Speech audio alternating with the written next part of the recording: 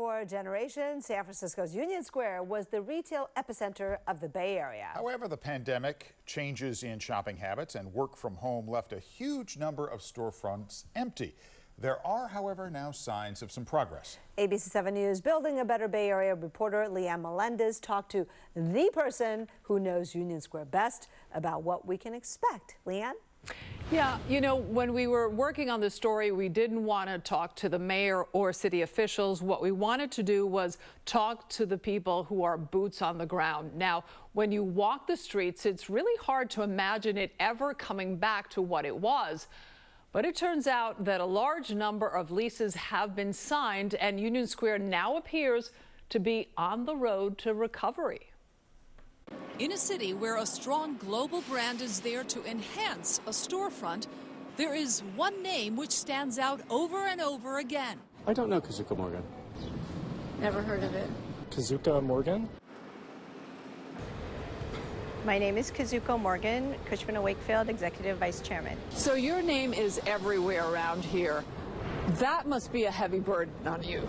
You see, Kazuko Morgan finds tenants for those exclusive retail spaces in Union Square, which haven't been doing all that wondrous in recent years. It's not a real burden, but it's a responsibility to make sure that we continue to have the great quality and variety of retailers. So where is San Francisco today, Union Square? Because I see a lot of for lease signs. So Union Square today is in a much better place than it was 4 years ago. According to Cushman & Wakefield, the current vacancy rate in Union Square during the first quarter of this year was a little more than 20%.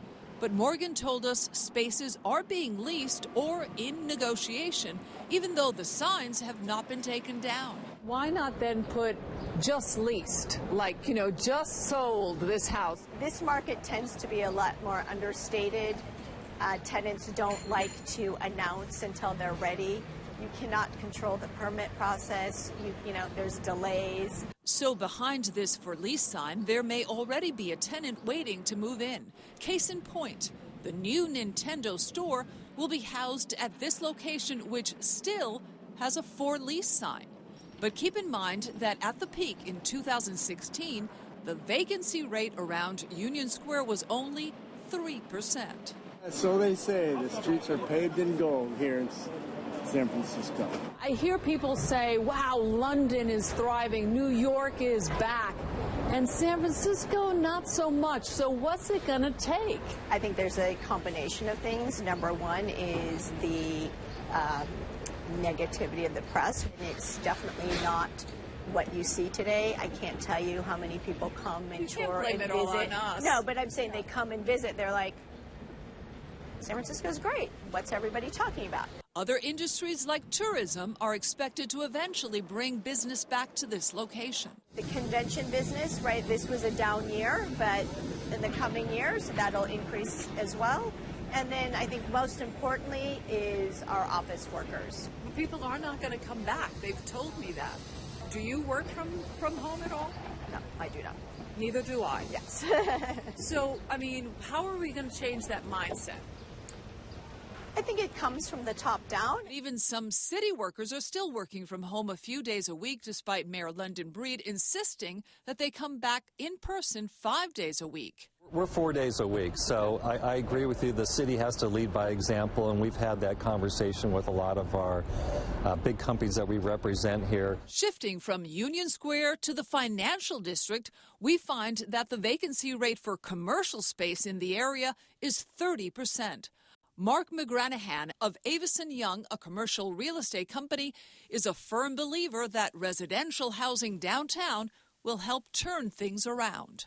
We need more residential housing downtown San Francisco, right? So I just came back from New York and then Chicago, and there's much more housing, which then creates more retail, which then creates more activity and gets people more confident and comfortable to be here. So if we have conventions, we have visitors, and we have more housing, that's just going to create the right fabric of the community to get those small businesses going.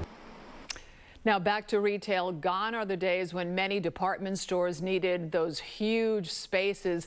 Their format has gotten smaller because their business model is also supported by online shoppers, which brings us to the elephant in the room, or in this case, Union Square, Macy's. Now, Kazuko Morgan told us she would make it a multi-tenant location with different kinds of uses, Dan, that would drive people in. Let's hope that would work. Yeah.